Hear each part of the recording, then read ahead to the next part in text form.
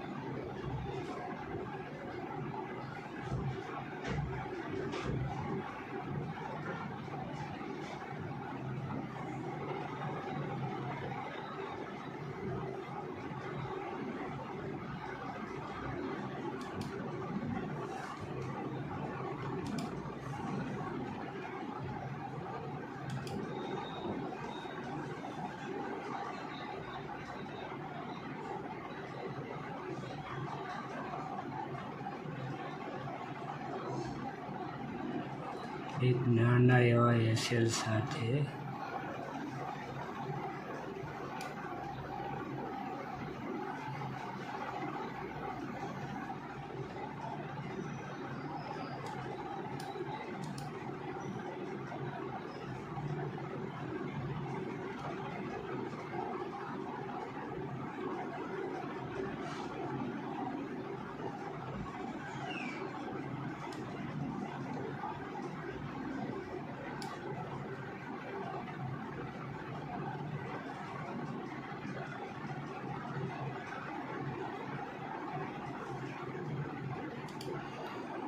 એ problem લાગે છે.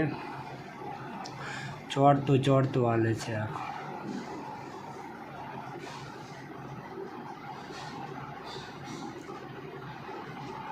ચાલો, આપણા ટાર્ગેટ જોડે પહોંચવા આવ્યું છે.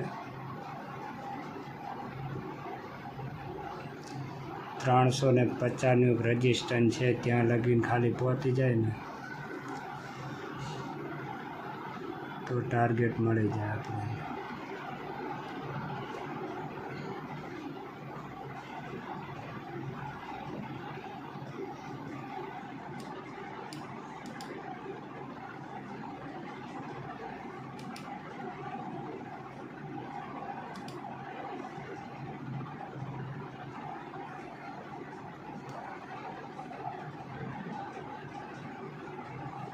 આપણા ટાર્ગેટથી ખાલી 1 પોઈન્ટ જ બાકી રહ્યો, ત્યાંથી યુટર્ન માર્યો.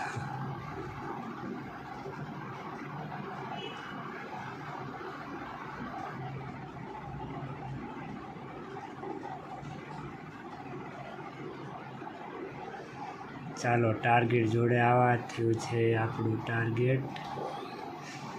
દલાલે ખાલી 3 પોઈન્ટ 1 પોઈન્ટ માટે રહી જાય છે.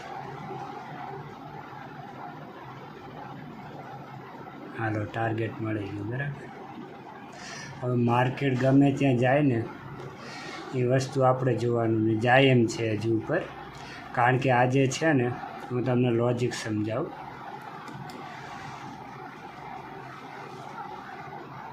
અહીંયા કને એક રજિસ્ટન્સ છે ને 500 લગીન જશે, હજી માર્કેટ ઉપર જશે 500 લગીન. પણ આપણે જે સિરીઝનો જે રૂલ્સ છે ને એ પ્રમાણે કામ કરવાનું છે. એમાં પછી કોઈ વસ્તુનો ફેરફાર નહીં કરવાનો. આ જે રજિસ્ટન્સ છે ને 500 આવે ને, સેલિંગ આવે ને તો આ 500થી જ આવશે, કારણ કે આ 500 લગીન તો લઈ જશે. પણ 500થી સેલિંગ આવી શકે, બાકી અત્યારે કન્ટિન્યુ જ ઉપર જ જશે. એનું કારણ છે કે આ ગેપ ડાઉન જે થયો ને, ગેપ ડાઉન થયું એટલે આ લોકોના એસએલ બહુ કાપેલા હોય, જે લોકો સેલિંગ કરીને ગયેલા છે ને, એટલે એ રહી લોકોનો કપાયેલા ઉપર જવાની શક્યતા રહે, કારણ કે ગેપ ડાઉન થયું ને એના લીધે. પણ આપણે જે છે ને આ કેન્ડલ છે ને અહીંયા કને એન્ટ્રી લીધેલી હતી બરાબર, અને અહીંયા કને આપણું 88નું એટલે 488નું ટાર્ગેટ હતું બરાબર, 50 પોઈન્ટ જેવું. એટલે આપણે જે ટાર્ગેટ મળ્યું ત્યાં નીકળી ગયા. આપણે 350નું એક આજે રજિસ્ટર હતું ને, આટલા લગીન કીધું માર્કેટ જાય ને જવાની શક્યતા પાકી હતી, ત્યાં લગીન ટાર્ગેટ જોઈ અને આપણે એન્ટ્રી લીધેલી હતી બરાબર.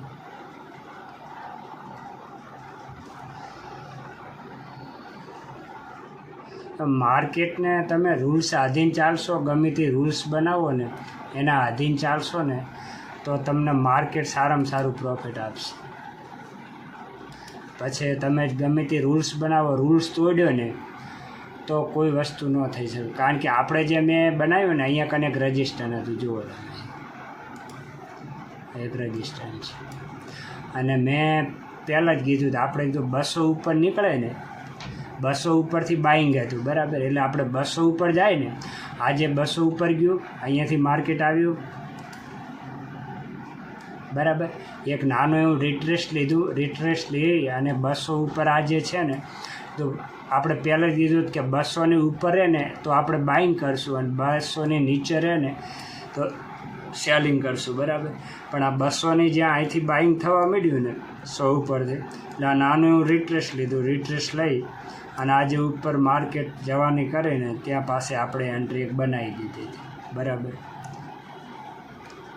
ઓકે, તમે માર્કેટને જેટલું જોશો ને એટલો તમને ખ્યાલ આવશે માર્કેટની અંદર. અને તમે એક કેન્ડલે તમે ટ્રેડ ગોતવા જશો ને એમાં તમે લોસ જ થશે, ઓવર ટ્રેડિંગ થઈ જાય તમારે. એટલે ફિક્સ નક્કી કરીને બેસો કે આટલું લોસ આ અને આટલું પ્રોફિટ લેવાનું બરાબર. એટલે માર્કેટ ગમે ત્યાં આ ખબર જ છે, આ 500 લગીન મોટું રજિસ્ટન્સ છે ત્યાં લગીન. પણ આખા મહિનામાં જે થાય ને, હું તમને 500 કાં 600નું લોસ કાં 1000-1200નું પ્રોફિટ આ બંને બતાવીને હું આખા મહિનામાં તમને બતાવું કે કઈ રીતે માર્કેટની અંદર કામ કરી શકાય બરાબર. એટલે હજી આટલી ભાઈ બાઇંગ આવે એમ છે. આપણે નીકળી ગયા એ 88, પણ નીકળાય એનો અફસોસ નહીં કરવાનો. એ બધી વસ્તુની ખબર જ હોય કે કેટલે જવાનું શું થવાનું. 88 નીકળી ગયા બરાબર, 20 આજુબાજુ એન્ટ્રી લીધી. હાય મારીને આવ્યું.